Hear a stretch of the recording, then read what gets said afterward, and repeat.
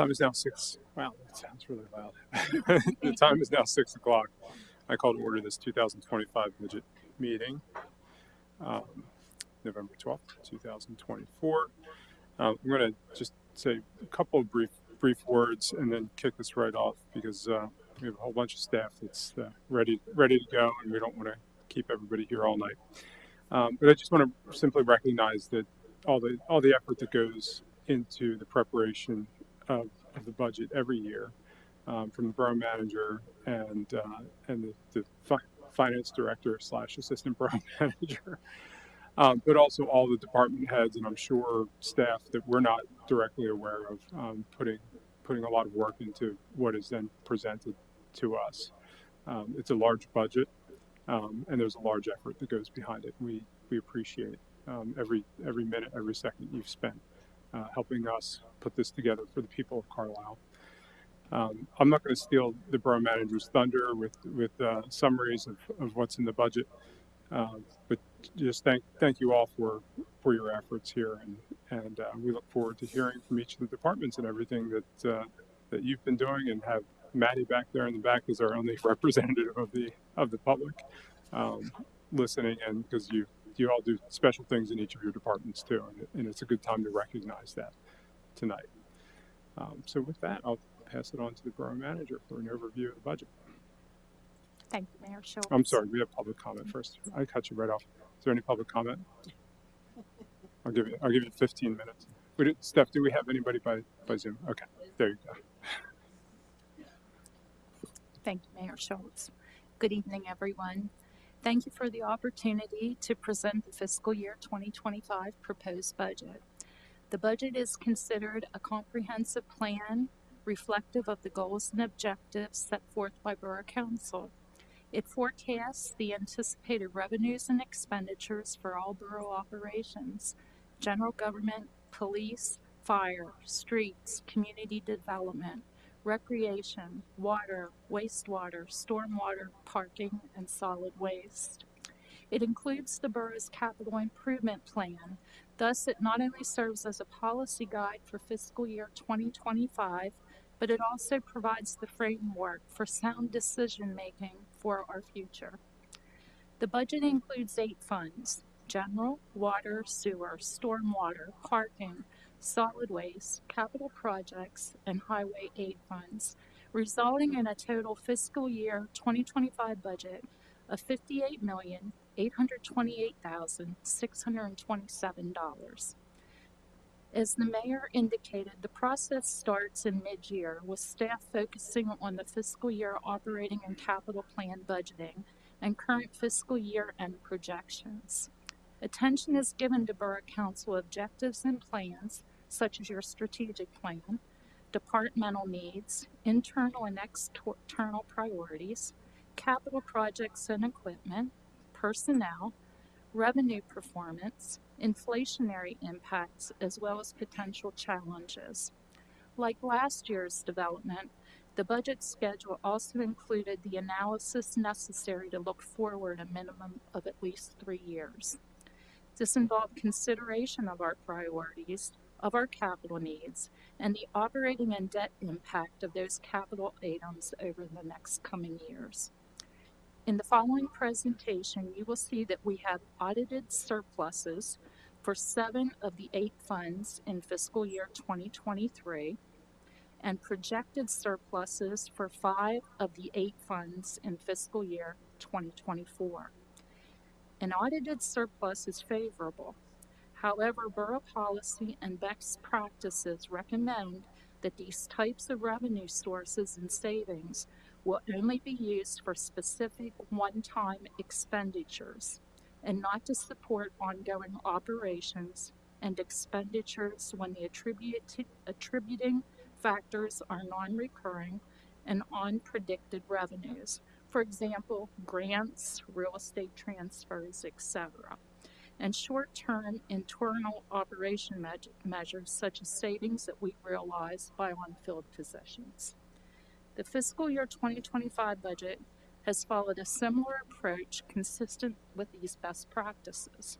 Revenues have once again been estimated conservatively not at the same degree as years past, and expenditures reduced where possible.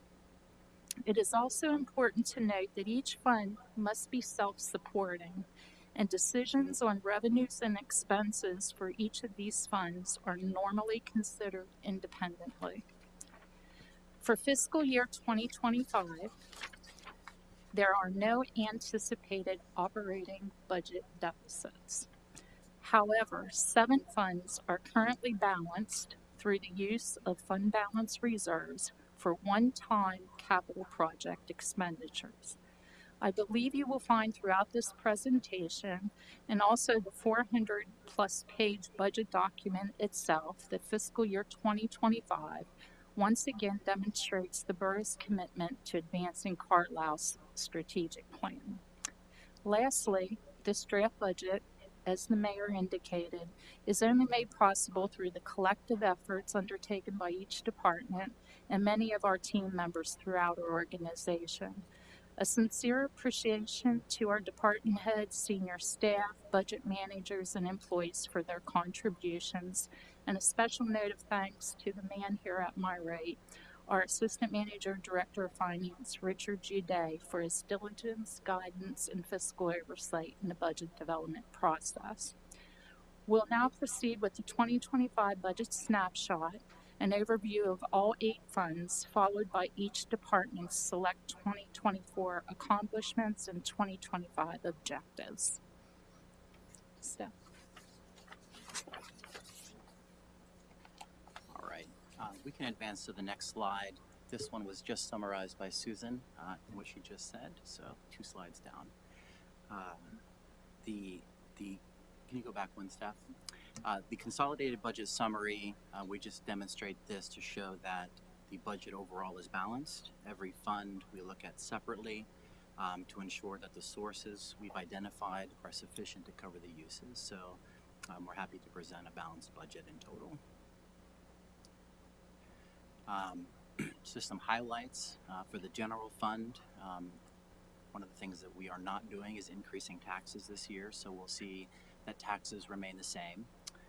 The water fund will see a proposed rate increase of 14.1% as recommended by our consultants.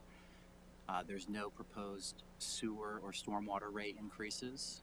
The solid waste fee will increase consistent with the contract so that our revenues exactly match what we pay the vendor. And then we have no proposed parking rate increases. So starting with the general fund, we have a $16.4 million budget.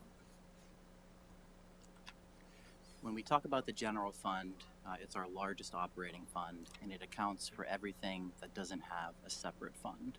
So the things that are accounted for in there is general government administration, including Borough Council and the administration office. We have police, fire, street maintenance, community development, code enforcement, traffic control, street lighting, parks and recreation, and compost management. One thing I'll note about the general fund is when we talk about capital projects, that's anything that costs more than $5,000 and has a useful life greater than 1 year, we account for that separately in either the capital projects fund or the highway aid fund. So the general fund overview, you'll see a slide like this for each of the funds, but the 2023 audit, we were able to close the projected budget gap and realize a surplus as the auditors presented on at our last meeting. For 2024, we currently project that we'll have a surplus. We initially developed these projections in September, so right now we estimate it'll be at about $135,000, but we'll see where we end up after the audited financials are completed. And then for fiscal year 2025, we anticipate utilizing about $584,000 as a transfer to the capital projects fund to supplement the capital projects that we'll have ongoing in 2025. This slide right here shows revenue by category for the general fund. The largest at 35% is our real property taxes. That makes up about $5.7 million of our $16 million budget. And then going around, you'll see that other local taxes make up the other 23%, and then transfers in. What that represents is the contribution from the other funds, water, sewer, stormwater, to transfer in money to the general fund to pay for the administrative overhead that the general fund is paying for. When we look at our taxes, we have two primary taxes that we evaluate each year. The one is our general purpose tax, which helps cover the costs of operating the general fund. And then we have the fire services tax, which is specifically related to our fire department costs. And we established that fee to help offset that. So our current mill rate, or current tax rate for general purposes is 3.058. Fire services is 0.752 for a total mill rate of 3.81. And what that translates to is for every $1,000 of assessed property value, you're going to pay $3.81 in tax. The average assessed home is about $180,000. We haven't had a county-wide reassessment since 2010. So somebody who has a home assessed at that value will pay approximately $685.80 to the borough.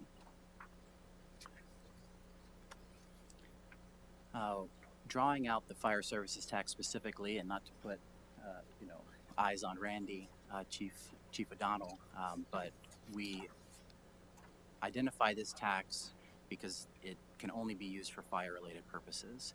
So last year in 2024, we did have a tax increase in the fire services tax, and that covers 67% of fire expenses. The reason that we wouldn't have increased it higher is we also get a grant from the state that helps cover portions of the fire services tax. So we wanted to limit the amount of tax that we're collecting so that we can use everything in the given year. The fire department operations budget is about $1.3 million, and for 2025 we have a little over $100,000 planned for capital. So when we do our projection out, Susan mentioned we try to do it minimum 3 years. We've been going for 5 years since we adopt a 5-year capital improvement plan. So looking at the general fund, we anticipate having deficits over the next 5 years. The majority of that is transfers to our capital projects fund to cover one-time capital needs. We evaluate this every year to ensure that we maintain a minimum amount of at least 25% of that year's operating expenses per council's goal.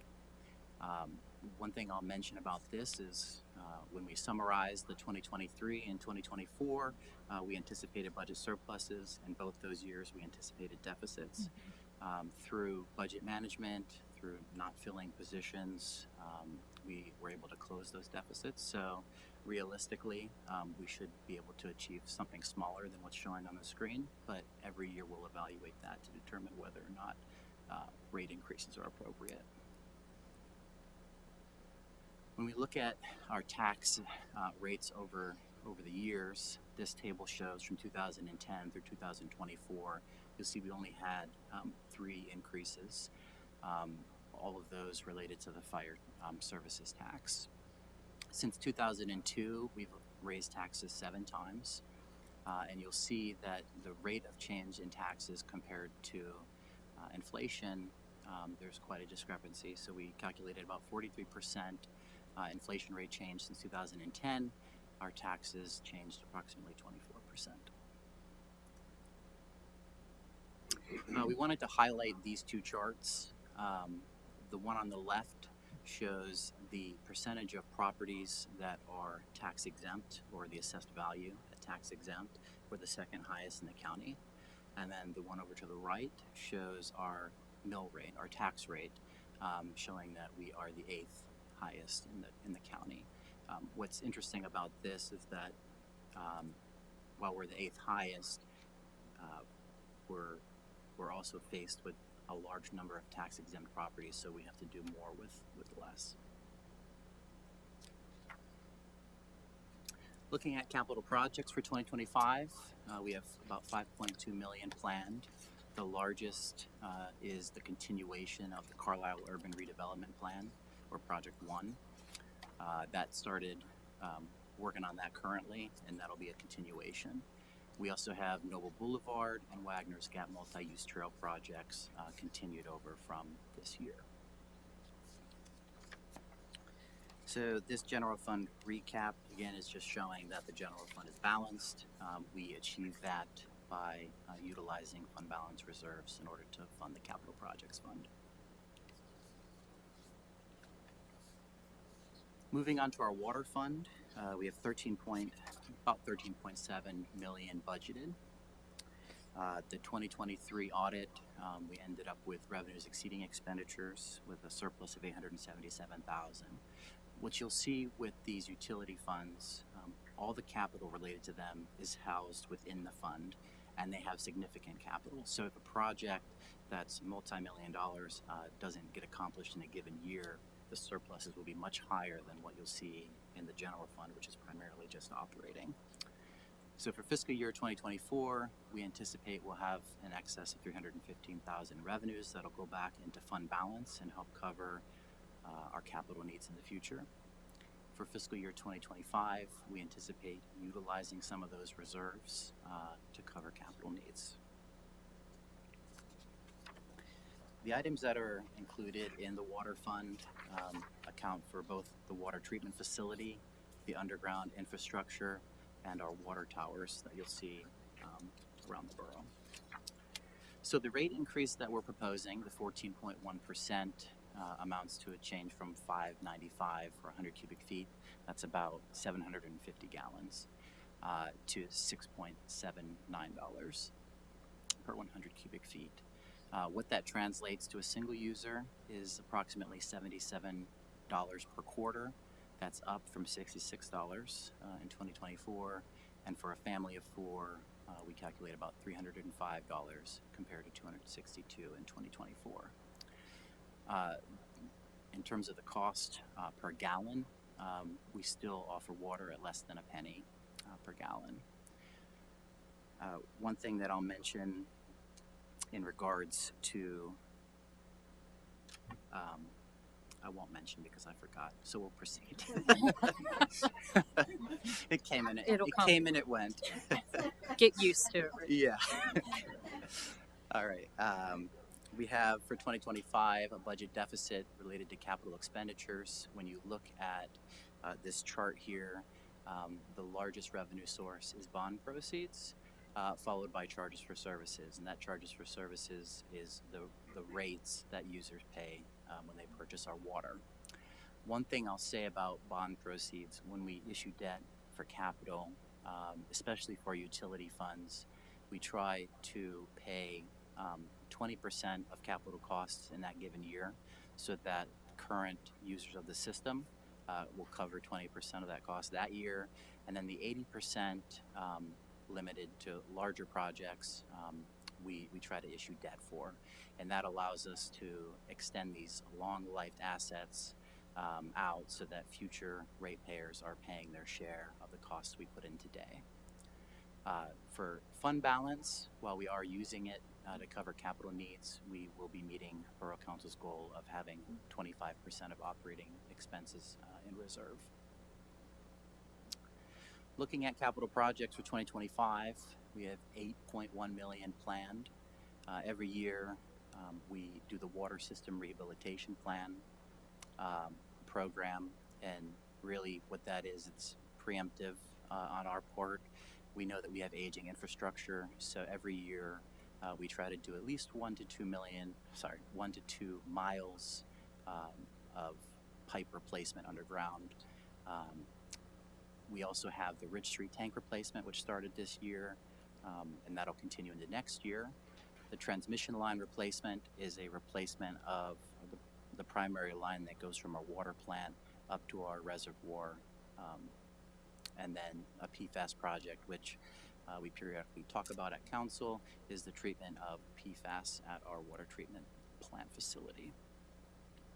This chart at the bottom demonstrates that when a user is paying for their water, the majority of what they're paying for is for capital expenditures and to maintain our infrastructure.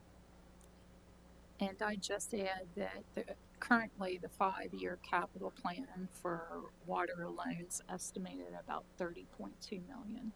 So this year we're looking at 8.1, but over the course of the next 5 years, 30.2 million.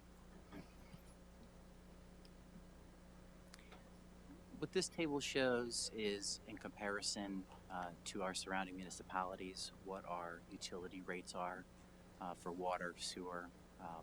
You'll see that we're on the lower end in terms of total bill, and I think we're fifth lowest for water in terms of what we've compared.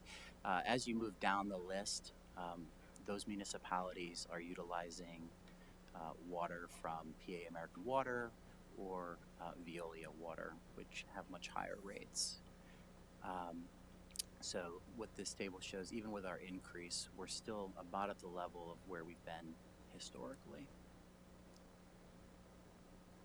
So in summary, we do have a rate increase. Customers will be paying $6.79 per 100 cubic feet, and we are presenting a budget where Borough Council's fund balance goals are being met. Our stormwater fund at $2.8 million. This fund was started in 2019 to manage our storm sewer system. We established rates in 2019 and haven't changed them since. For 2023, we have a surplus of $410,000 that's helping build that new fund's fund balance reserves to cover future capital. 2024, that number shrinks a little bit. We're seeing rising costs in that fund as we as we move forward with capital. And then for fiscal year 2025, we are not proposing a rate increase. We are proposing to use fund balance reserves to cover capital, and we will be meeting Borough Council's goal. So the chart here shows the revenue that we get from stormwater fees. They cover, is that 63%, and then the next portion is bond proceeds when we issue bonds in that fund. Capital projects, close to $900,000, primarily the stormwater system improvements. We budget a certain amount each year for that, about $110,000 to cover improvements there. And then we have the Bedford and East Street transportation improvements, which Jeff periodically updates us on, which have stormwater components. So we budget that here. Overall, we have 32% of costs related to capital expenditures, and then 31% relates to overhead costs that get transferred to the borough, and that includes portions of the compost facility that handle stormwater stuff from our streets that we take there.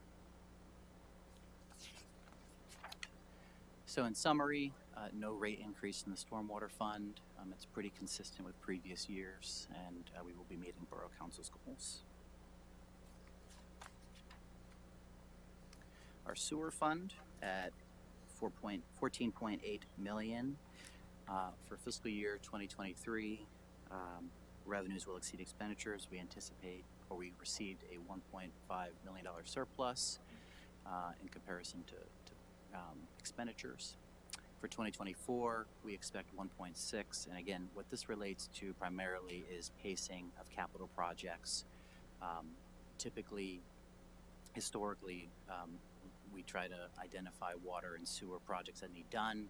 We tend to focus on one over the other in a given year. So for sewer fund, we're expecting a large surplus versus what we expected to spend. For 2025, we aren't proposing to increase rates. We had a consultant come in and look at planned capital, and they also recommended no rate increase. So we're moving forward with not increasing rates. For 2025, we have a budget deficit planned for capital expenditures. We'll see how project pacing goes, and throughout the year, we'll keep council updated as to whether or not we will experience a budget deficit. The fund balance goals for Borough Council and this fund is to ensure that we have at least 50% of operating expenses in reserve. This fund will meet that goal at the end of 2025. Looking at capital projects for the fund, we have 8.2 million planned. Similar to water and stormwater, we budget 1 to 2 miles for rehabilitation each year. So that would be the sewer system rehabilitation. We have a large project, the biosolids upgrade, which we have some money planned for next year. Over the next 5 years, I think we'll be close to $26 million for that project alone. So that's one of the major things that we're looking at when we plan ahead in terms of rates. We also have photovoltaic cells at the wastewater treatment plant, which is solar panels budgeted. At the end of 2025, we'll be looking at the end of our electricity contract. So through the end of this year into next year, we're going out to evaluate those rates again to see if it's worthwhile to reconsider solar panels at the water treatment plant, the sewer treatment plant. The table shown here shows that 56% of expenses relate to capital. So again, when a user is paying for their sewer, they're paying for the underground infrastructure, and we try to limit that cost to at least 20% each year. So to recap, we do not propose a sewer rate increase. Customers will continue to pay $7.66 per 748 gallons of water consumption, and when we bill for sewer, it's based on the water that runs through the meter. What that means for a single user is approximately $85 per quarter. For a family of 4, about $338 per quarter. And again, we will meet fund balance goals set by council in this fund. Solid waste. So we have 2.7 million budgeted for fiscal year 2023 audit. We have a surplus of 17.5 million. This fund is interesting when you look at the financials. We recently switched this to a in and out fund, essentially, where every dollar revenue we get, we're putting back into the cost of the services provided. We don't have much fund balance set aside in this fund. So the 17 million that we recognized helped offset previous costs and kind of evened us out moving forward. We do project a surplus in 2024 and also 2025. And the reason for that is that while users are paying for the service that they're receiving, the borough separately receives a grant for recycling, and that goes into, or will go into our fund balance after we've made the general fund whole for the startup cost of the new program. Wanted to mention that Borough Council recently adopted or recently approved an extension on our current year contract, taking us through 2027 as we bid it. That was in thousands, Richard, not millions, right? 17,000. 17,000. Yeah. Okay. Yes, 17,000. I didn't think our solid waste got that expensive that quickly. No. Nope. Looking at the rate increase, this is just based on the contract and what the borough's going to pay. We're up from $80.25 per quarter per dwelling unit to $85.86. And then if you have additional trash and want to put out an additional 40-pound bag, that'll cost $8.92 for a trash tag at Borough Hall, and that's up $1 from the current year. We do have a balanced budget, recognizing potential surplus that'll go into fund balance and also to help pay back the general fund for startup costs. We do not have planned capital expenses, but we are going to be evaluating our programming to determine whether or not it's worthwhile to bring trash in-house and what that might look like in terms of cost going forward. Our parking fund, we have about $970,000 planned. For 2023, we had a surplus of $187,000. 2024, we expect to have a deficit of $192,000. The majority of that is the planned use of fund balance reserves for our new parking kiosks that we implemented. In 2025, we are not proposing to modify parking meter rates, but we do plan to use fund balance reserves to help cover some costs, which include maintenance to the parking garage. In summary, no rate increase and a deficit related to capital projects. We do have fund balance reserves of about 157%. Borough Council's goal is 50%, so this fund is healthy as it is. That's why we're not proposing rate increase next year. Charges for services, sorry, gotta turn the page, is 57%. That would be the rates that customers pay to park. That includes our leases at our parking lots and then anybody who parks in our parking garage. The other fund allocations, periodically Borough Council will set aside money from the parking fund to help for economic development downtown. In 2024, we utilized some of those funds for the Carlisle Theater. Capital projects, $225,000 planned. Again, that's for the parking garage and also advancement of our electric vehicle charging program to install more of those.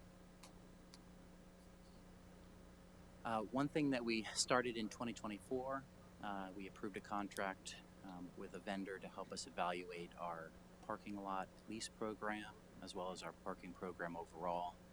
We'll be looking for recommendations from them in early 2025 with potential implementation of changes that might make things a little bit more efficient and maximize the use of our lots and facilities.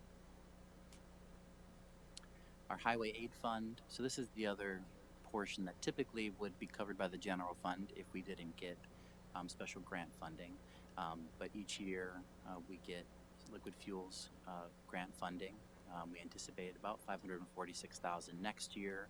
That's used for streets and highways, street improvements in our borough.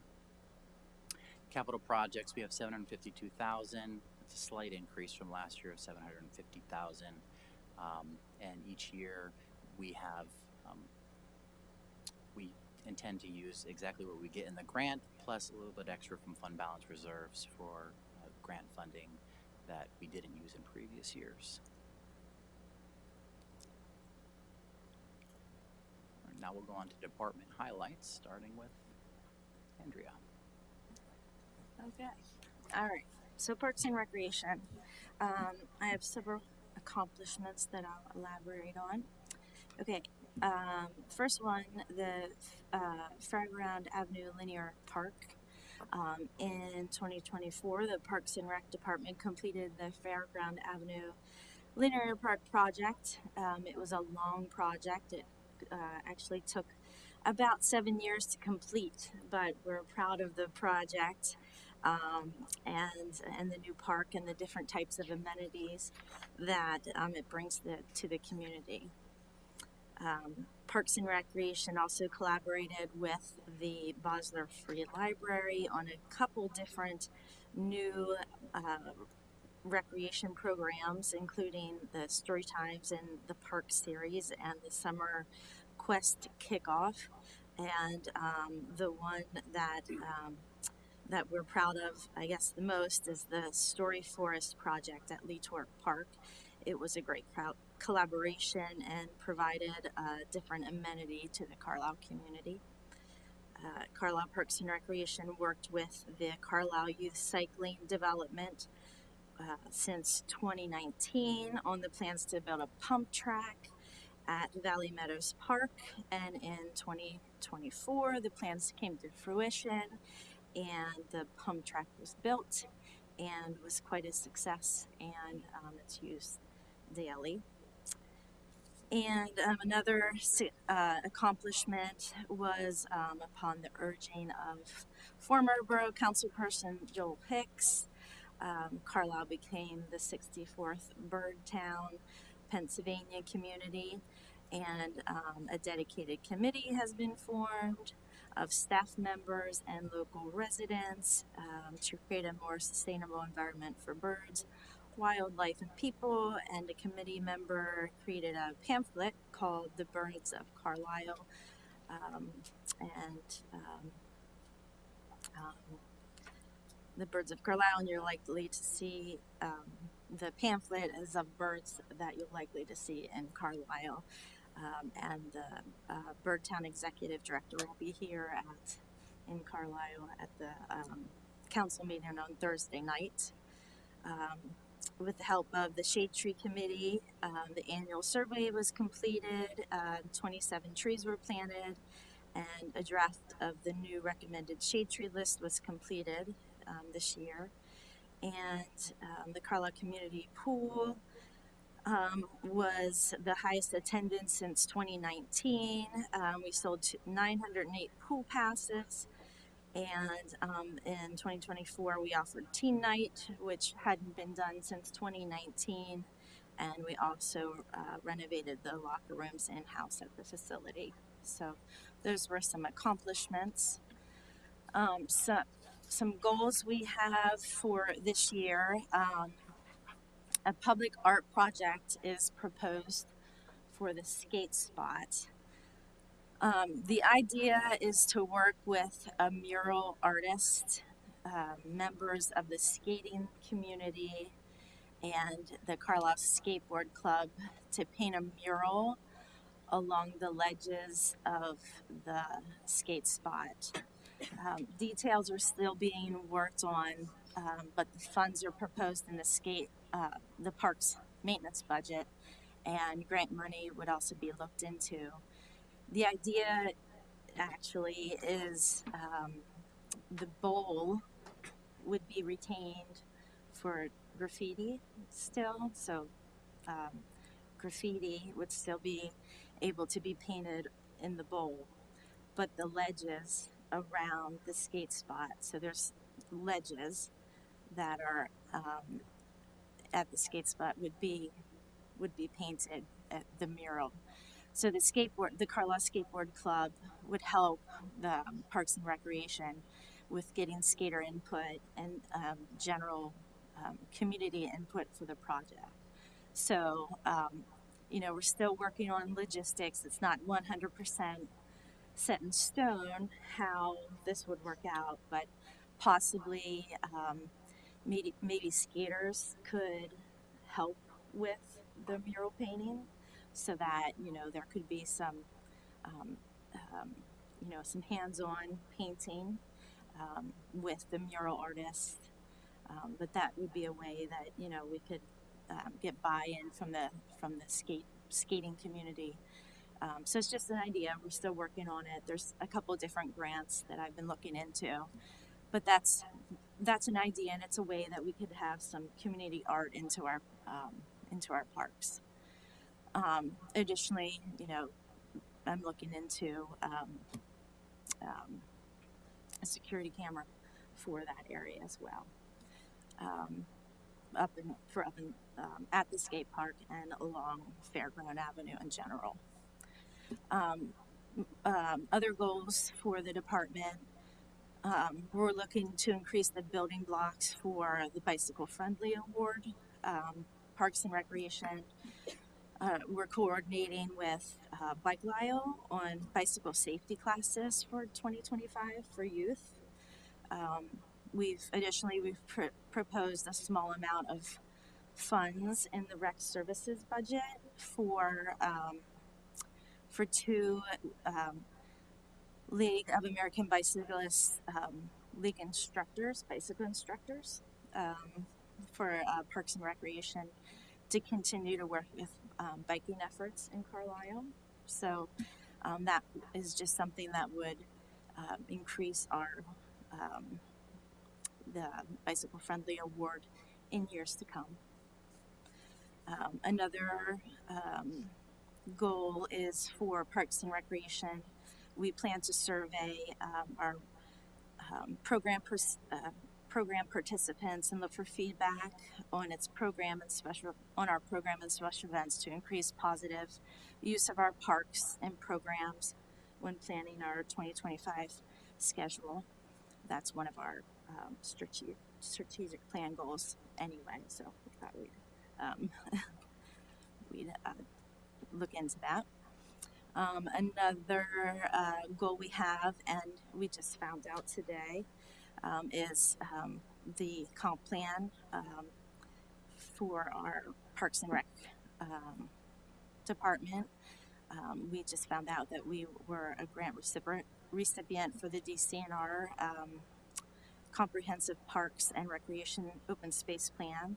So that plan is for a $100,000 matching grant for the DCNR comp plan. The plan is it'll look at our existing parks and recreation facilities and prioritize how to improve accessibility for people of all ages and abilities, analyze open space and vacant lots, examine current and future needs and enhancement, environmental sustainability, and address long-term sustainability of the Parks and Rec Department, focusing on maintenance, rec programming, and funding. We're also going to, hopefully, within our CIP plan, replace the community center's gym 1 roof.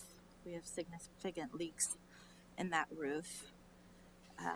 We also hope to resurface the tennis courts at Moreland on the north side. We have people who play tennis in the borough, and Parks and Recreation. We have tennis lessons for youth and adults. And then the last goal we have is to look at the Thornwall Park Amphitheater and to do a study of the area there. It's hard to navigate there, and we want to study the concept. The goal is to study the area and provide a concept of do some construction drawings and provide some modifications to the area to navigate that area. So that's what we're going to be hopefully looking at in 2025 in Parks and Recreation.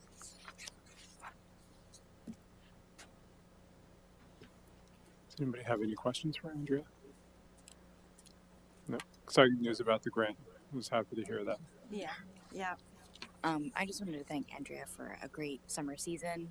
You guys did an awesome job, and 2025 is going to be phenomenal.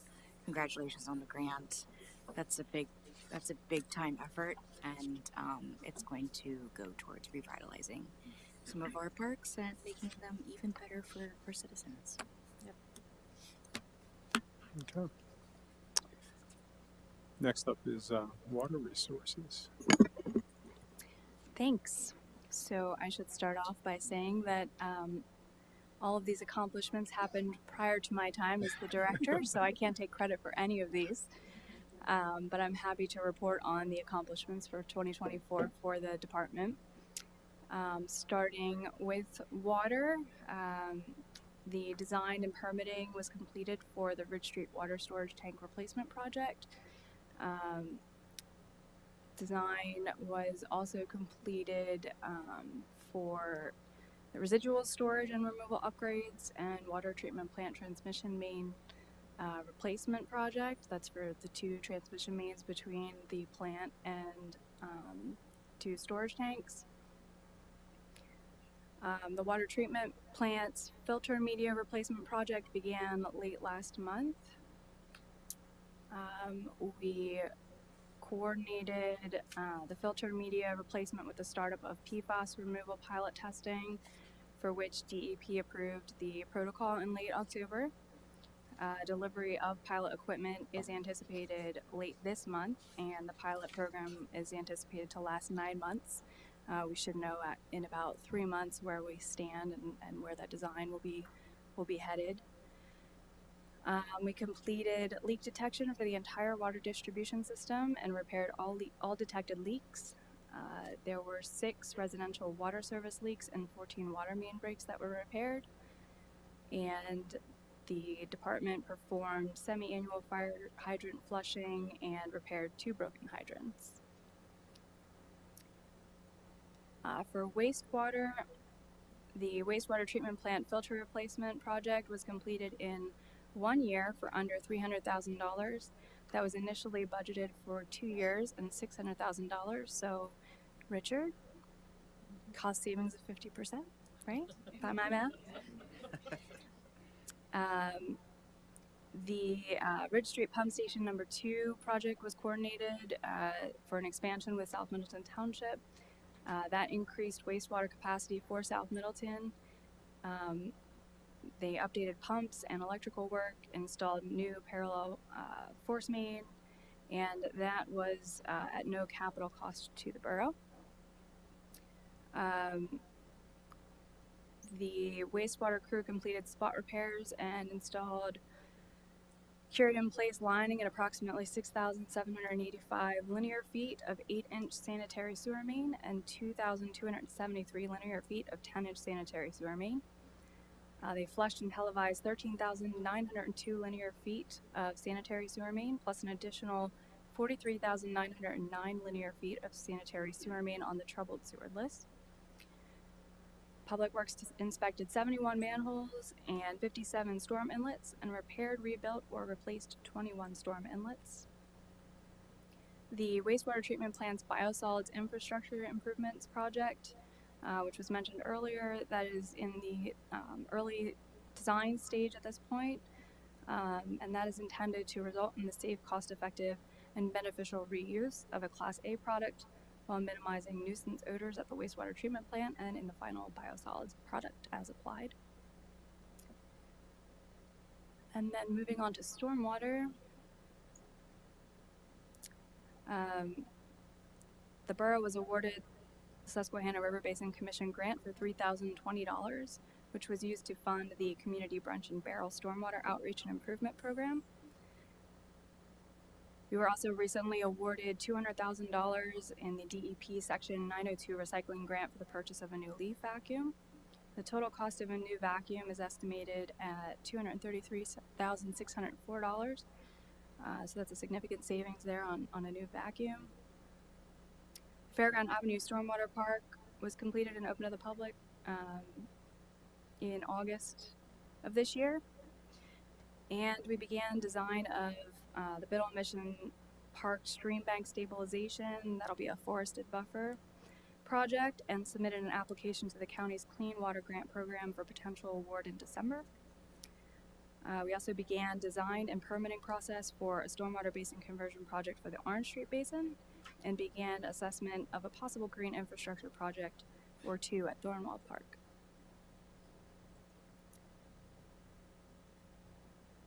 So that takes us to 2025 goals for the Water Resources Department. At this point, we anticipate finalizing an easement agreement necessary for the Ridge Street water tank replacement project to proceed and put the project out to bid, ideally in the early part of 2025. We will be continuing water and sewer main replacement and rehabilitation programs while coordinating with the Transportation Department's projects to ensure optimal resource efficiency. We should be completing the PFAS removal pilot testing and complete design for the water treatment plant PFAS removal upgrades. Those have to be implemented by March of 2027. And we will be finalizing the design and permitting the wastewater treatment plant and biosolids product upgrades. Additionally, we'll continue stormwater improvement projects as previously mentioned, and then continue maintaining street restoration for borough utilities and pursuing energy conservation measures in borough facilities, as Richard mentioned earlier, potentially doing a solar array at the waste treatment plant. That covers the Water Resources Department. Any questions? Thank you for jumping in. Okay, next up is Chief O'Donnell. Good evening. You're going to see that our 2024 accomplishments also go into our 2025 goals. They kind of transmit into each other. We've been lucky in 2024 to continue to receive high regards within the public, our businesses, within the community. And a lot of that goes back to the good press we put out on ourselves, what Stephanie does for us. And also, we treat every emergency the same. The things that you see in the news versus the high-profile fires and incidents, to someone that calls the fire station need a smoke detector, battery replaced, and elderly lady. So we try to treat everyone the same with the same level of service professionalism. Uh, our public safety programs is going through the roof. Uh, Everybody wants us for something, which is good. Staffing sometimes is a problem. One of the things we wanted to do this year, didn't get it totally off the ground, but we will see it in the 2025 goals, is to plan a lot of our fire safety events. Everybody wants the staff training and all that in October. We're going to try to get that developed throughout the year. Like today, I went and did a lot of nursing homes, did fire seizure training for their staff, and we're going to try to arrange that stuff throughout the year. The number I have here for a number 150 smoke detectors and carbon monoxide detectors distributed. We'll probably well over 200 now. I hit 150. We got a program within the Carlisle School District, within the elementary schools, that if a resident doesn't have a smoke detector, we'll provide them one. Normally, we get about 20 to 40 requests. This year, we had 80.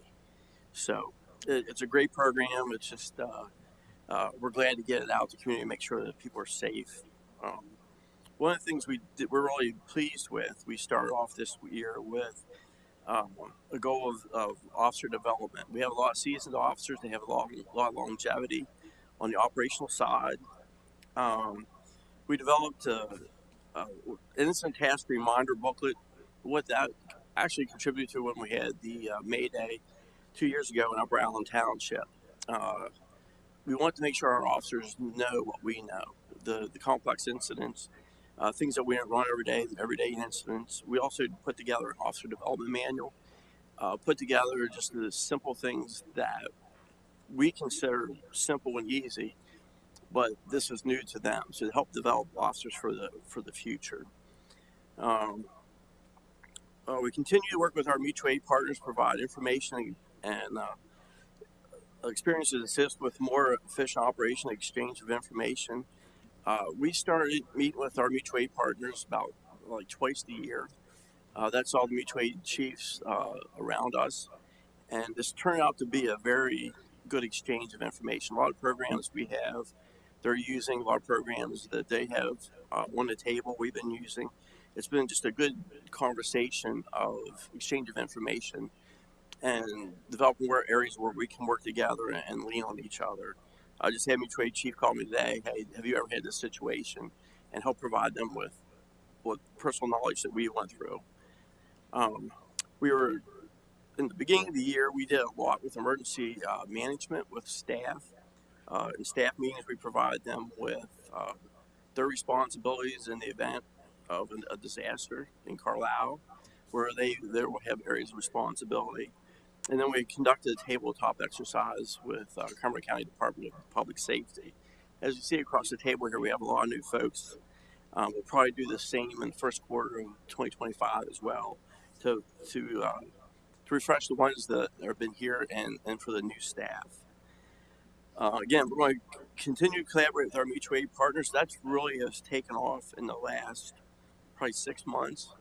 We've had good participations from citizens of Mount Holly, North Milton Township, obviously Carlisle Barracks, participating with our drill nights, and it's been a really positive experience for us to get to know each other's capabilities and an exchange of information. One thing, we were part of the customer service program. What we tried to institute here and what we did and put together a policy and a program that we have personnel within the department, also EMS staff, fire, police. What we're trying to do is in the event of a fire, major fire, where we're displacing multiple families, we're going to have assigned to the family someone from the department so that they can be the liaison to command on any immediate needs. Do they need medicines? Do they need shoes or clothing? Get them warm, get them protection, let them know what's going on. So that customer service program has been very good. We developed that after the Pitt Street fire last year, and then we actually, after the Northside Village fire, put that system into work and And kudos off to the first responders that started it, and to Cumberland County. They put together an incident management team that came out for those type of incidents as well, and they're going throughout the county system with that as well. This is always the fun part. As you know, we run a lot of fire alarms, and a lot of them are caused by cooking and things like that in our apartments. As soon as we get multiple calls to a location, we'll meet with them and we'll come up with solutions to reduce that alarms. There's different things you can do, relocating alarms, put heat detectors in their place.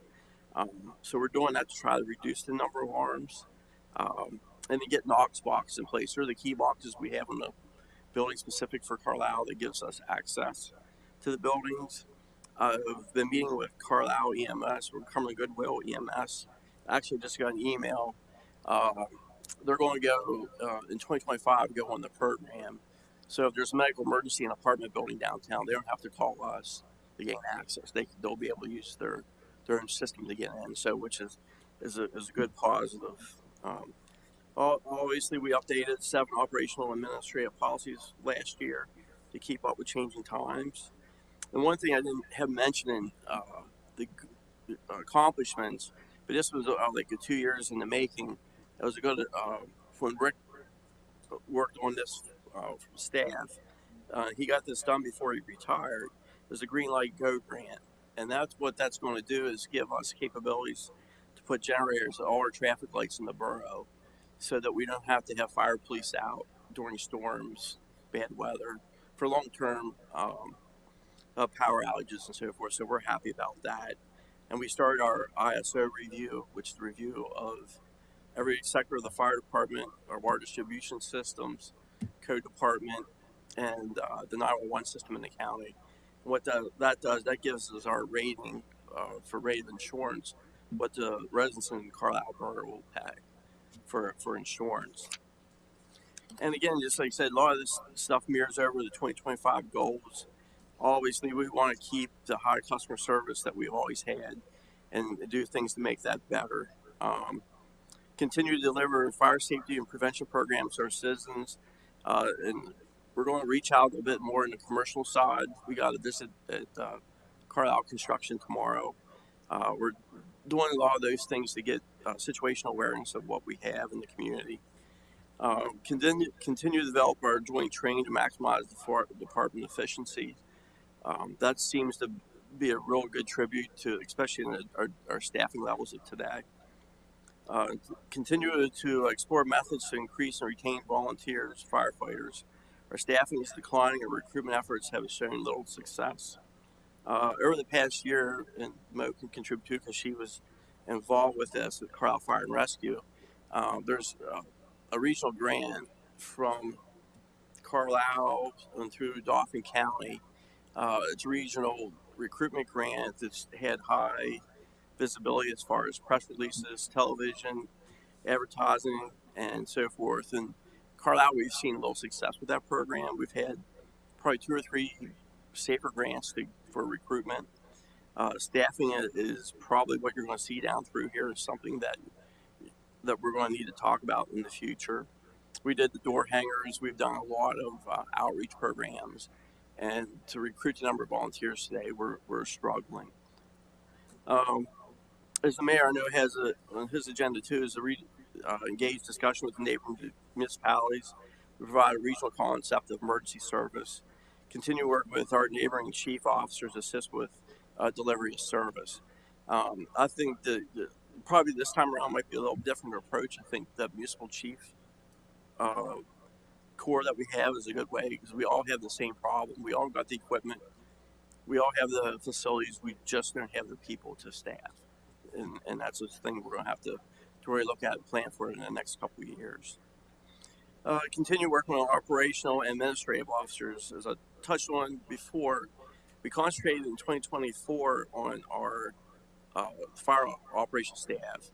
2025, we want to continue that, but something that we missed was our administrative staff. Your presidents, your treasurers, your board of directors, and future leaderships, they would keep the boots on the ground. They keep the fire trucks running so we can go out the door. So we want to develop programs and training to help develop those current and future officers. One thing it needs to be mentioned. Well, thanks to Richard and Owen when he was here for the grant that we received for the P25 radio system that will be implemented in 2025. Without that, that would have been a huge budget deficit, with about $1 million. So that grant that helps secure for all the borough departments the grant. Now, what comes along with that this year? Unfortunately, I'm on the advisory committee. There's going to be a lot of operational changes, how we work, operating procedures, administrative procedures that's going to come out that we'll have to adapt to and have to change how we do business. But we're looking forward for the new radio system because what we have is starting to fail quickly. And continue to update our fire policies to reflect today's operational and administrative needs. We're still working on that. We'll continue working on that in 2025. So that's it. Any questions? No. Thanks, Chief O'Donnell. Next Chief Landis. Good evening. Well, first of all, for the police department and our 2024 accomplishments,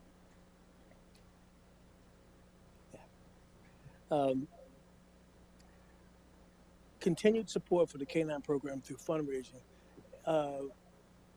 Just real fast, I'll tell you of a lady who brings a check to the police department every month, for a small amount, but every month she comes in, she's got to the point where we're on a first name basis just about. She comes in and gets a check for the K9 fund, which is just outstanding. Also, you may have seen on social media that we accepted first aid kits donated to the police department for our K9 officers, the dogs. So we're going to continue that program through fundraising. Successful community outreach programs and projects. And so for 2024, we've done that. And what I'm going to do is pause this for a commercial. December 13th, we'll be wrapping presents at the police station. Bring your scissors. We have wrapping paper.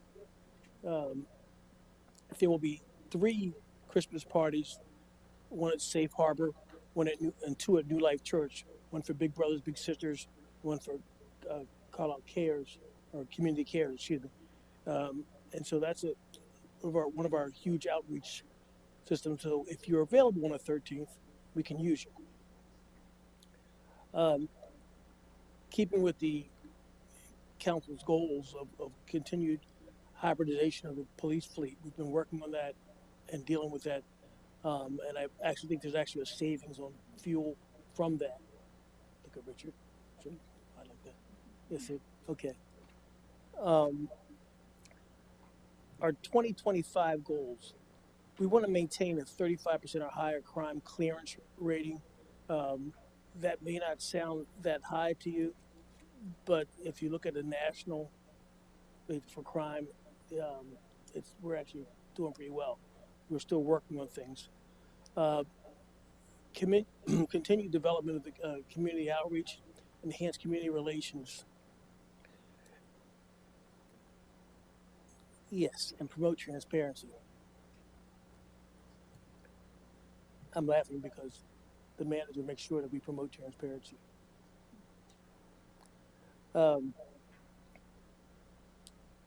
Continued first line supervisor training for all of our first line supervisors. And right now, the Carlisle Police Department is very, very young.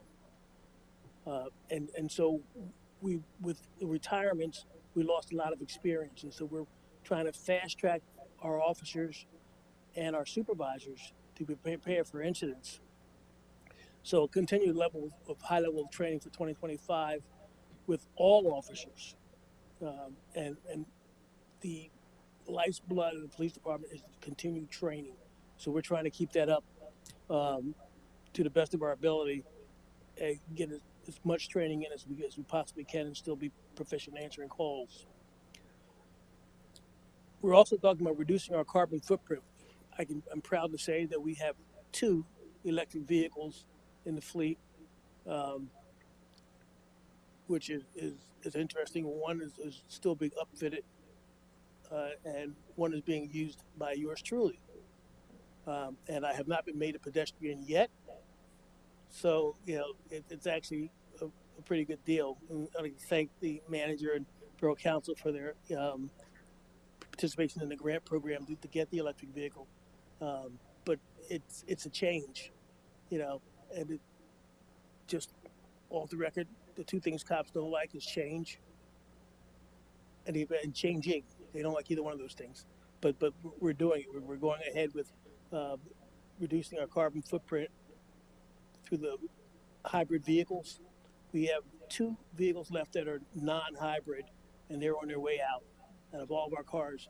And we have 2 electric vehicles. Do you have any questions? Am I remembering correctly that you had a canine officer retire this past year? Yes, ma'am, you are correct. And I didn't see anything in the budget about funding for a replacement of that canine officer. Is that in the plans? I know they can be quite expensive, so I'm just asking. And they're also great for community engagement and are helpful tools for the police. The helpful tool part is extremely important.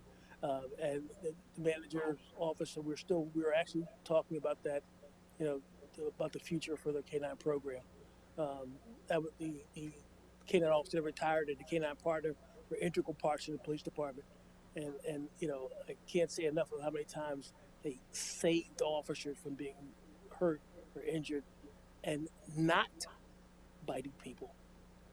So they've done some really good work. So we're hoping to bring that program back.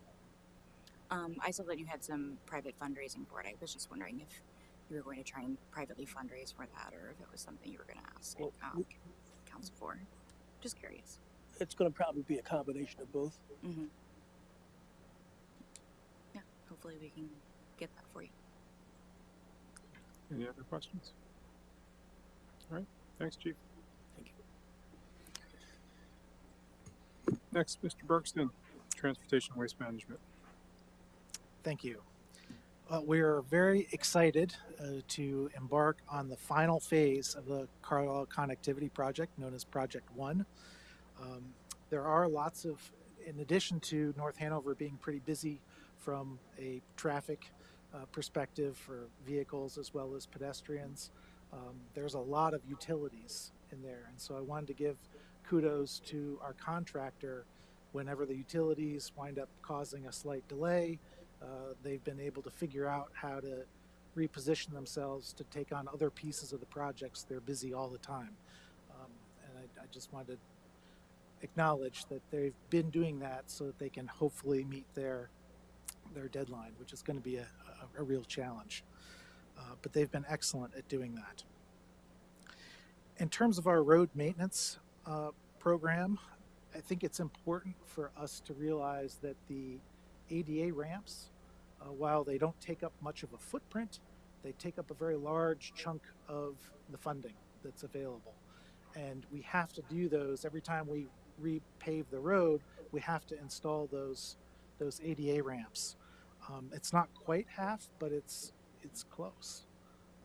So there are lots of pieces that go into and make the road maintenance program challenging. But that's something I wanted everyone to be aware of.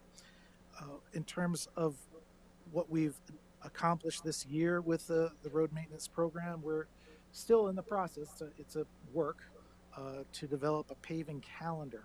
And the idea is that there's something that needs to be done every month of the year.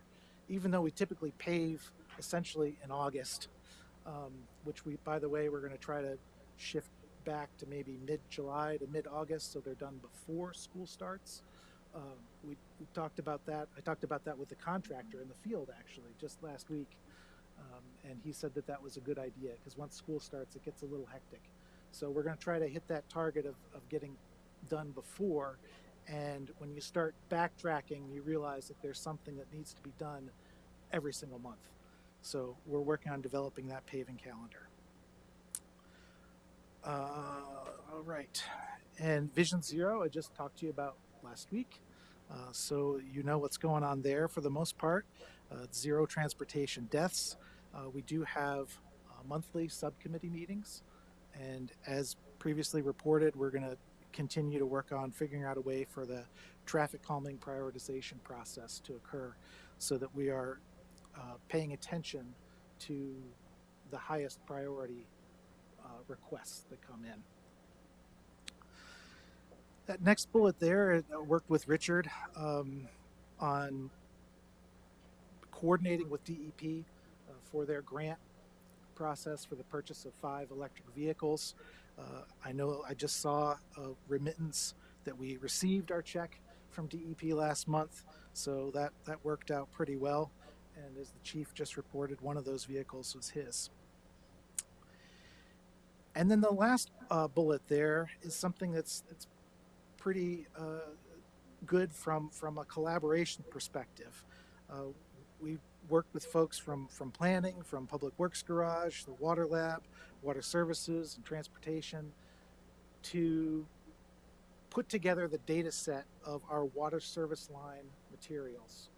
So each water service line has both a system component and a residential component, and those components can have different materials.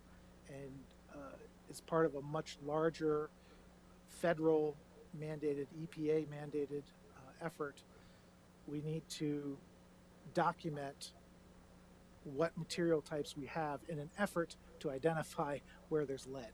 That's the key. They don't really care whether it's copper or PVC, because those don't have the intrinsic horrible qualities that lead does when it enters into the human bloodstream.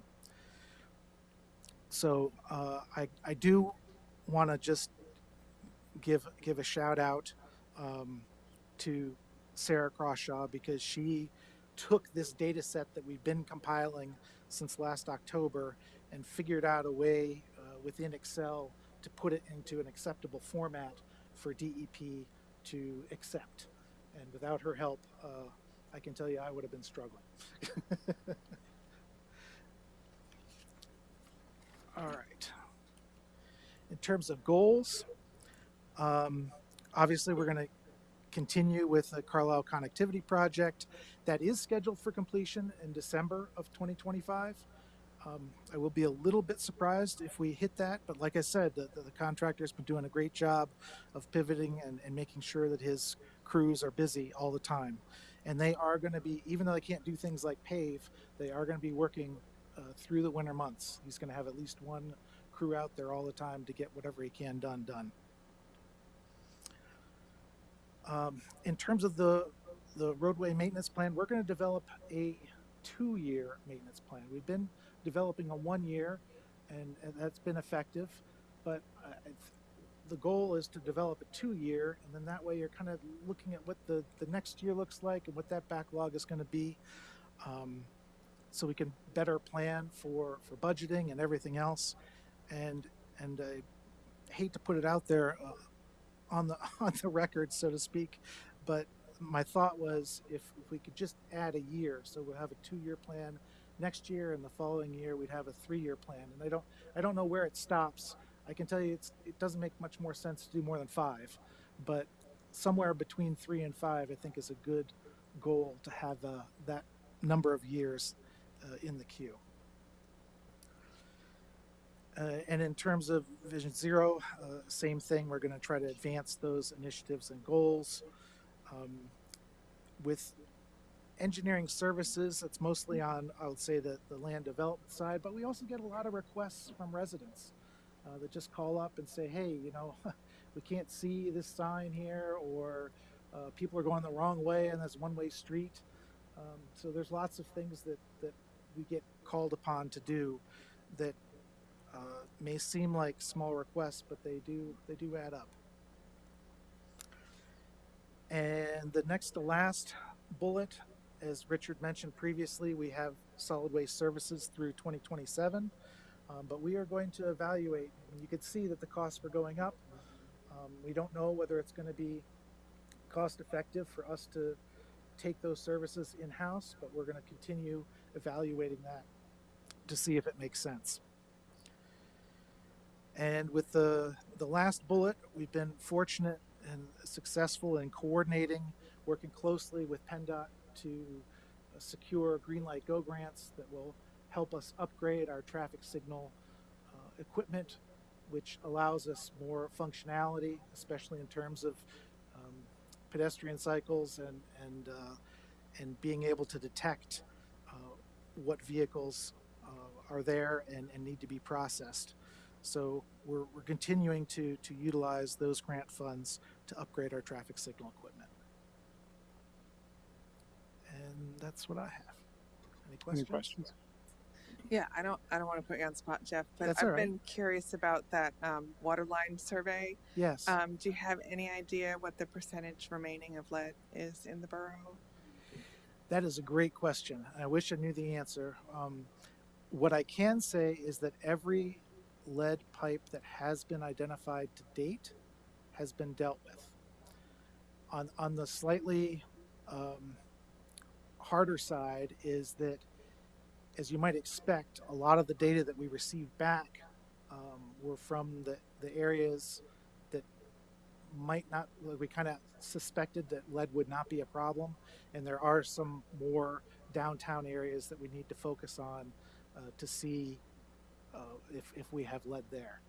But that is something that's going to happen. The DEP is giving us 3 years to finalize our data set, and then EPA is giving us an additional 7 years to figure out how to replace any lead lines that we might find. Anything else? Okay. Thank you, Jeff. All right, thanks. Next is Mr. Woolston, Sustainable Community and Economic Planning. One of these public meetings, I probably won't feel the need to explain my department and what we do, but every time we do this, I take a moment just to sort of explain things. My department's fairly new. It's 3 years old. I've been here for about 3 years, this month actually. The staff in my department do code enforcement. We're responsible for all the zoning, land development, subdivision review, floodplain management, which makes us eligible for the National Flood Insurance Program, and a variety of other things. We get a lot of customers that are happy with us. Some are not as happy, but we do the best we can to make them happy. One of the big things that we tried to do this year was continue to get people that were eligible to participate in the rental program to actually register, get their inspections completed, and get licenses for safe rental units in the borough. We did increase our numbers, although it's not a complete inventory of rental units that have their licenses, so we're going to keep on working on that. But in 2024, we moved the needle in a positive direction for registrations, inspections, and licenses. The Land Use Reform Subcommittee that Borough created some years ago has continued to do things that I think are to the benefit of the borough. At least council seems to think that's the case. The recommendations that have been advanced from that subcommittee have been approved through some regulatory reforms. We completed a historic property survey with primarily with soft money. In 2022 and 2023, we got grants from the state with a 10% match to get that historic survey that council heard about at the last public meeting completed. All the results from that survey have been posted on the Pennsylvania Historic Preservation website, and it's available to the public, and the staff will be kind of finalizing the report and posting that for the benefit of the public. We still use the e-bikes that we purchased last year to try to get the code staff, and even I'll take the e-bike out occasionally when I can get out from behind a computer. Out in the field to meet with people, do their inspections and things, and that's I think that's gotten them out in a friendlier way within the community, so people can actually talk to them. Mostly it's kids that are excited about the e-bikes and the color of them, bright orange or whatever. But anyway, that's been a good thing for us.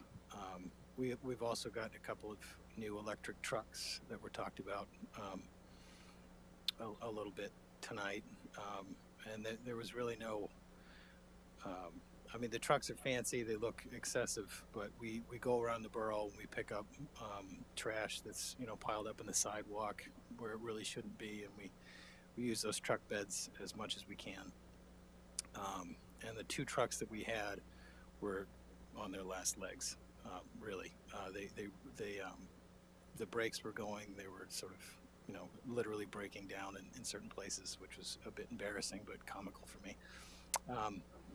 We went through a rezoning at the Frog Switch manufacturing facility, which was a nice opportunity, I think, for the neighbors around that area, as well as for the borough, to try to revitalize a space that's been used for some high-intensity industrial uses for a lot of years, over a century. And we instituted some parking reforms. Now, in a lot of places across the United States, parking reforms are tough to get through. In this community, it wasn't so bad. We added some new opportunities to allow businesses and other uses to share their parking around the borough where walking can be expected. We added a fee in lieu of parking so that we would potentially offset, you know, demolition of historic buildings and places that have a more dense physical context, to try to allow people to expand or try some different uses that had a higher off-street parking requirement. And you know, we reduced the parking requirement for dwelling units to try to induce some new housing. 2025 goals.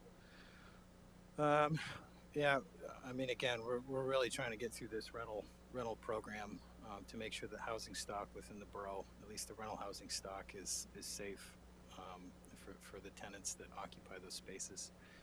So we'll just keep plugging away at that. We've had some, you know, some formal enforcement cases in front of the, you know, lower courts recently that have gone in a more positive direction for the borough. So that's reassuring that at least the courts lately seem to have our back. The economic development programs in the borough over the years have, you know, they've been done, you know, differently. In 2025, we're going to try to be a little bit more active in our you know, outreach and attracting new property owners to the borough and the existing property owners, to try to make sure that they have whatever funding is available to them. Again, we did that historic property survey in the historic district and some of the eligible places within the borough that you know, at least were listed for possible protection for historic preservation. We're going to take a look at our program just to make sure that we're doing things as effectively as we can. Currently, any physical change to a historic property that's visible from a street has to go through the Historic Architecture Review Board for an advisory recommendation to council, and then Borough Council has to sort of endorse the activity through a certificate of appropriateness. We're going to take a look at that just to make sure that we're as effective as we can be, that we're, you know, serving the community and preserving historic properties as well as we can. The Land Use Reform Subcommittee, again, you know, I mentioned before what we were able to do, but there's quite a lot on their plate. Council's already been briefed on small-scale manufacturing to sort of allow that by right, accessory dwelling units, and a number of other things that could be beneficial within the community. We're also participating in some neighborhood walks and taking inventory of spaces that are primarily converted to residential uses that were formerly small businesses and provided you know, a service to local neighbors that I think was, you know, appreciated. At least that's what we're hearing from people, and that has been lost. We're also supporting the Climate Action Committee. That committee serves as sort of the research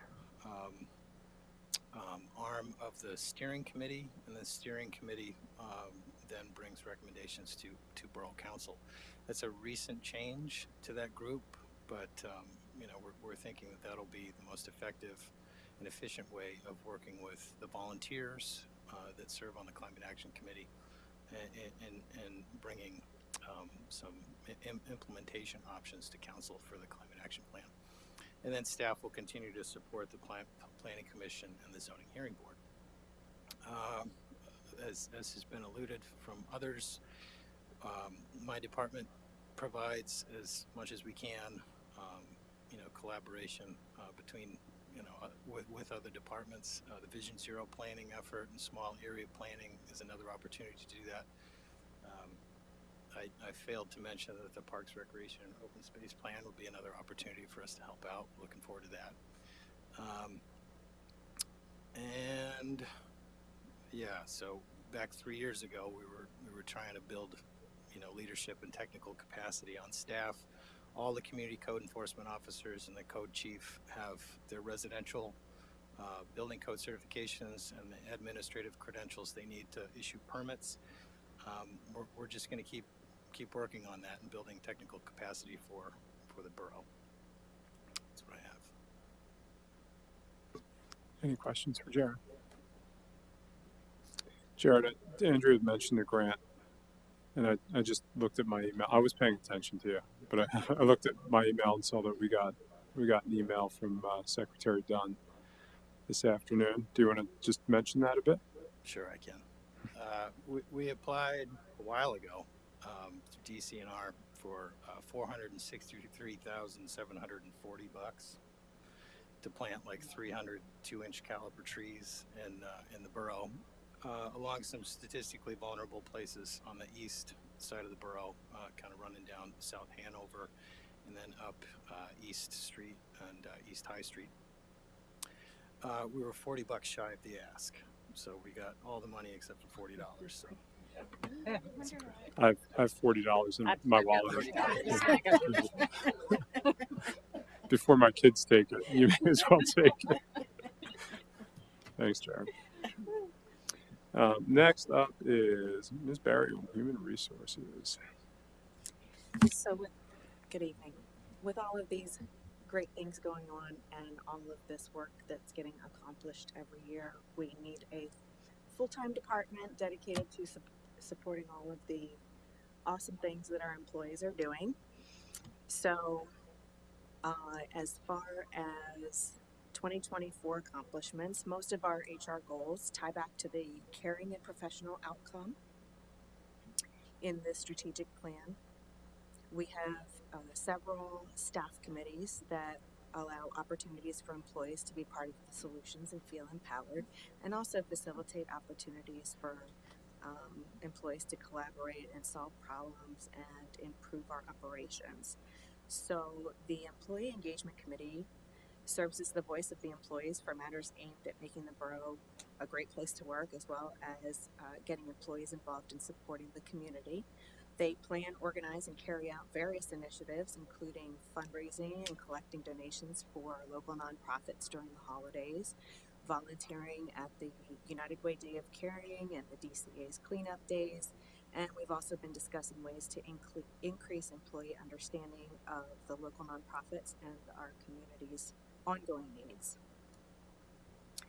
We recently this year revived the employee newsletter. It used to be called the Borough Buzz. It's still called the Borough Buzz.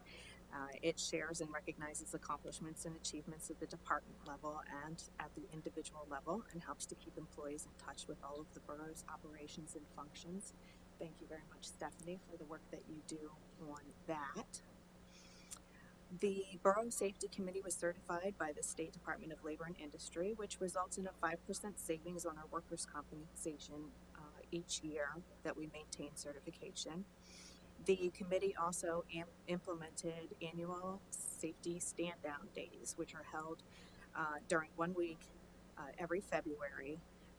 And this is a week where all departments dedicate at least a few hours to providing safety training to all staff. And that was actually a suggestion from Chief O'Donnell, so we appreciate that. Employee input at work. Some other employee groups include, of course, the Vision Zero Committee, the Record Management System Work Group. That work is now completed. The HR and Payroll Software Work Group, and the Co-Responder Committee. As far as community outreach, staff participated in the Halloween parade and plan to walk in the holiday parade as well. The HR staff, our HR coordinator, represented the borough at the annual Historically Black Colleges and Universities recruitment event to reach students who are considering entering the workforce upon graduation from high school and encourage them to consider municipal employment. Some of the careers we have here are careers that students don't typically think about when they are planning their future, especially in our water treatment plants and wastewater treatment plants. Those are very difficult to find new candidates and staff those positions. I was invited to join the Carlisle School District Center for Careers in Technology Occupational Advisory Committee, where various employers provide input and feedback to help shape the curriculum and programs for tomorrow's workforce. Last year, we achieved a score of more than 100 points on the Human Rights Campaign Municipal Equality Index. This index is a tool that rates municipalities on how human rights friendly they are in the laws and the protection for LGBTQ+ and underserved individuals, both within the borough operations and, of course, in laws within the borough.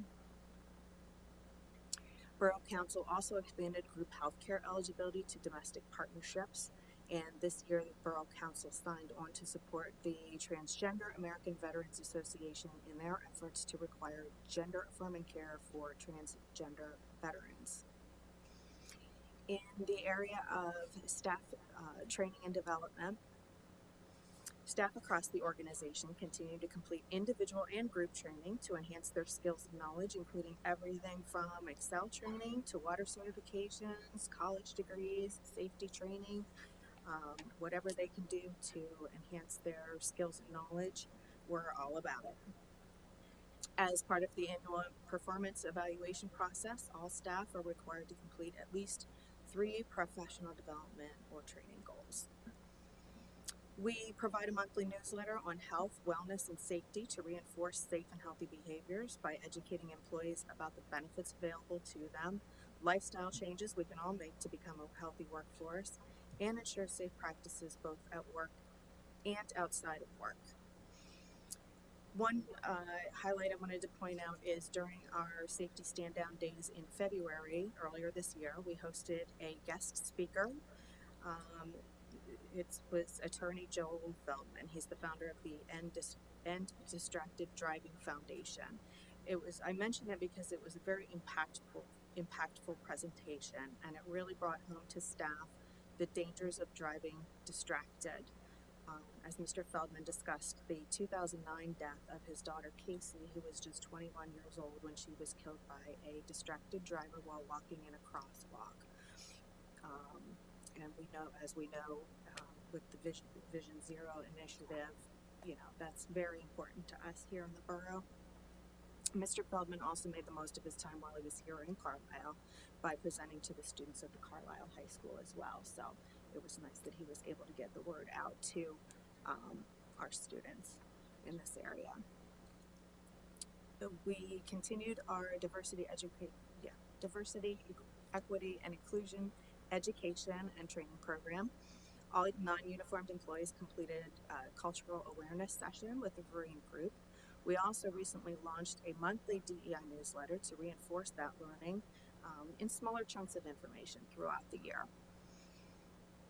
More than 25 office and professional staff completed attention to detail training, and that will soon be followed up with a broader customer service training.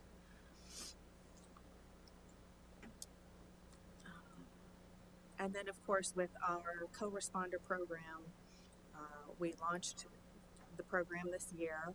The purpose, of course, is to provide effective responses to people experiencing mental health crisis, minimize risk of harm and stigmatization, and strengthen the network of first responders. So, of course, as you know, we hired our first co-responder in March. That was Lorraine Schlegel, and she immediately started to getting to know her way around the borough, getting to know the neighborhoods and the different streets, networking with the community resources, and helping people in need. So far this year, she had over 130 referrals, and the program continues to grow. One of our highlights is that we received a grant to cover the 2025-2026 costs, support the program for a full-time and part-time co-responder. We continue to explore a variety of funding sources to support the program, and we will be providing more details about the success of the program to Council in December. As far as our 2025 goals, we continue pursuing these initiatives to support Council's strategic goals. In 2025, we hope to implement a new HRIS, a Human Resources Information System, to move from paper-based manual HR and payroll processes to more efficient online processes for all staff. This will provide the additional gift of time to the HR and payroll staff, which will also allow us to focus on value-added services to train and develop the workforce, in addition to being much more convenient for our staff. In 2025, wellness programming will be elevated to encourage employees to make more impactful healthcare decisions with the goal of maintaining the health and safety of our staff. And as we have in the past, we anticipate forming an employee work group to review healthcare coverage and provide recommendations on plan design options that could potentially reduce costs. Borough Council will be working on a partnership with the Dickinson Law Anti-Discrimination Institute, which provides organizations across the country with system design-based approaches to implementing anti-racist practices, processes, and policies throughout their functions. So we will help advance that partnership. We will also continue programs to engage and develop staff and advance a culture of belonging, as well as support succession planning objectives, engage and develop employees, and provide DEI education and programming. We'll continue assessment and improvement of operations by building and assessing the co-responder program, assessing open positions and aligning them with organizational needs, and we will also be hiring facilities management staff to manage the maintenance and upkeep of borough buildings. Thank you. Any questions? I don't have a question. I have a comment. I wanted to let you know I was one of the Rotary volunteer parade marshals for the Halloween parade, and the block that I was responsible for patrolling, the reaction to the borough group, there were cheers. Everyone loved to see the street sweeper especially. So kudos to that, and let all the staff who participated know that they were very much appreciated. Oh, I will let them know. Thank you. That was their idea to get the sweeper. Thank you. They loved the sweeper. Good. Any other questions or comments for Amy? Okay. Thank you, Amy. Last but not least, and hopefully the last one with a slash on your title. So, Yeah. as Director of Finance. All right, the finance department. We don't do what we do for the recognition, but I would like to spend some time talking about all the recognition that we've sought this year. Recently, our auditors came and presented on our 2023 financial statements. They reported that they gave us an unmodified report, which essentially is the best that you can get. What that means, from my perspective, is that, from an operational standpoint, staff is doing what they should be doing from a financial perspective. They really look at the operations of the finance department. And a special thank you to the budget managers. They make our job easier by managing their expenses. We also received, for 2022 financial statements, we got a GFOA award. We submit our financials to them. They evaluate it from an analysis perspective and also a reporting perspective. And so they gave that to us. We submitted the 2023. We hope to receive an award for that as well. We also received a Moody's credit rating of AA1 this year. Whenever we go out and issue bonds, we call up Moody's and we present to them the borough's financial statements, our goals, our budgets. They do a deep analysis on our economy and they provide a rating to the borough. So AA1 is the second highest that you can achieve, probably the highest the borough would be able to achieve. Really, what it comes down to, and why we couldn't get the highest, is just economic factors. The borough has about a 19% poverty level, and even though our financials are very strong and our reserves are very strong, they gave us a AA rating for that, but they couldn't give us any higher for reasons unavoidable by borough staff. One thing I'll say about the AA1, there's only 17 municipalities in Pennsylvania that have achieved that. Larger municipalities have achieved the AAA. I think there's 12 that have gotten higher than us. So we're very proud of that. For 2024, we submitted our budget to GFOA. They did give us an award. I wanted to mention we got special recognition this year, first time on our performance measures. They basically have certain requirements you have to meet. Budget managers really helped achieve that. They identify certain factors they want to follow each year. How do they tie it to Borough Council's goals? And then we report on that each year. What does that mean for us? They put our name on a spreadsheet that says we got that special recognition. So we're happy about it. We also installed, or will continue to install, electric vehicle charging equipment. We helped the police department install theirs, and we're working on installing some in our satellite lot right off of Chapel Avenue. We implemented our parking kiosk program, and we continue to work on that. And then we also hired a consultant to evaluate our parking program and leases. Again, we'll be pursuing that through 2025. That's it for the accomplishments. So for our goals, implementing that rate study recommendations whenever they present that.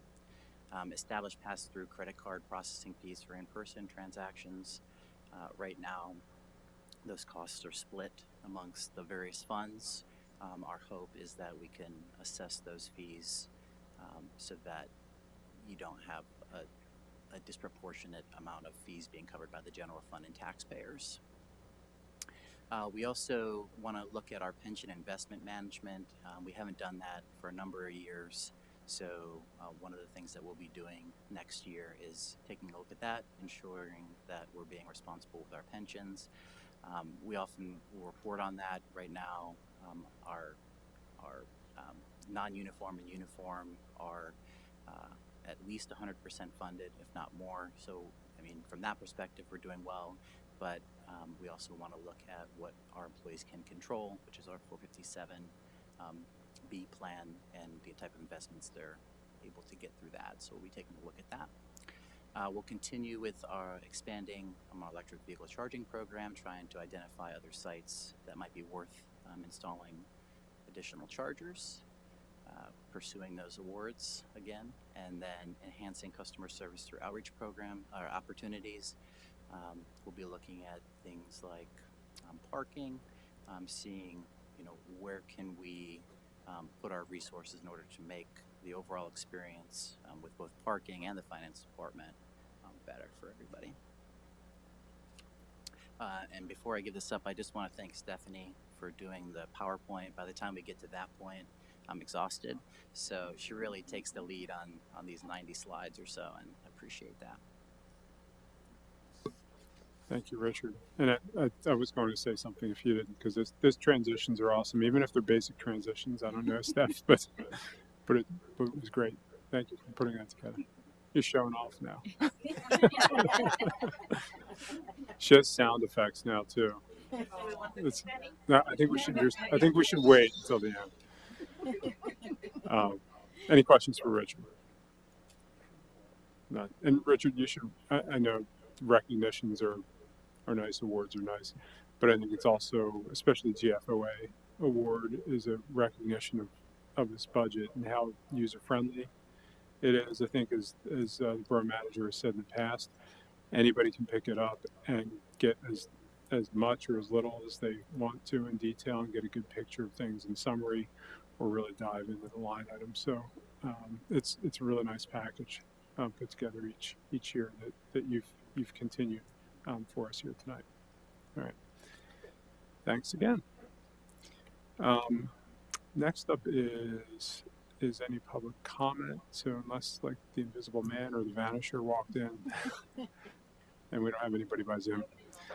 And I know these, when we don't have a tax increase, it makes these budget discussions a lot easier. I think as the borough manager referenced early on, we have not kept pace with inflation, and our revenues certainly have not kept pace with inflation because we're a largely built out borough. So we appreciate, again, everything that you've done to provide as little financial impact to the residents and taxpayers of Carlisle as possible. We know that can't last forever because expenses keep going up, but we appreciate you putting that together this year. There's no public comments, so we'll move on to action items. I'm going to, let's see how I'm going to run through all these. Okay. I'm just going to run through the motions and ask if someone will make a motion rather than me having to read them in summary after somebody's made the motion. So, is there a motion to approve the 2025 proposed budget for public display and public comment purposes? So moved. So, motion by the deputy mayor. Is there a second? Second. Second by Councilor Mellon. Any discussion? Hearing none, I'll call the question. All those in favor, please signify by saying aye. Aye. Those opposed say nay. The motion carries. Is there a motion to schedule a public hearing for December 12th, 2024 at 6 p.m. for the purpose of receiving public comment regarding the fiscal year 2025 proposed budget? So moved. Motion by the deputy mayor. Is there a second? Second. Second by Councilor Mellon. I'll call the question. Is there any discussion? I'll call the question. All those in favor, please signify by saying aye. Aye. Those opposed say nay. The motion carries. Next is need a motion to authorize the drafting and advertising of the following ordinances. I'm doing somebody a big favor here. The tax and fire ordinance, an ordinance levying a tax for general borough purposes for calendar year 2025 and succeeding years until altered by Borough Council at the rate of 3.058 mils on each dollar of assessed valuation of real estate. And furthermore, the Fire Services Appropriations Tax rate of 0.752 mils on each dollar of assessed valuation for calendar year 2025 and succeeding years until altered by Borough Council. The water rate ordinance, an ordinance adopting water rates of $6.79 per 100 cubic feet for water rentals and charges for consumption billed subsequent to May 1st, 2025. Sewer rate ordinance, an ordinance adopting sewer rates of $7.66 per 100 cubic feet for sewer rentals and charges for discharge billed subsequent to May 1st, 2025.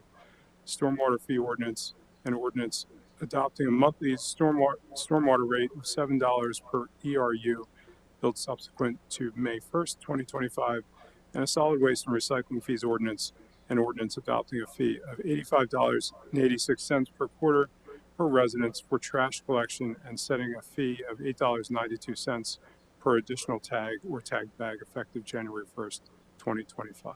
Is there such a motion? So moved. Motion by the deputy mayor. Is there a second? Second. Second by Councilor Mellon. Any discussion? Except my voice barely made it through that. Hearing none, I'll call the question. All those in favor, please signify by saying aye. Aye. Those opposed say nay. The motion carries. Anything else for the good of the order? Okay, we are adjourned. Thank you all.